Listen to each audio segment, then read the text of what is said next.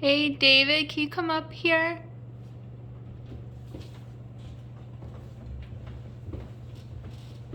What are you doing? There's a noise coming from the attic. Can you help identify what it is? Well, I mean, there's only a handful of things what could be happening up in the attic. Well, first and primarily, it would probably be a thermostatically operated fan. Yeah, I definitely hear that. So, with that being the case, it could be that the motor is going bad on it and it's causing some vibration.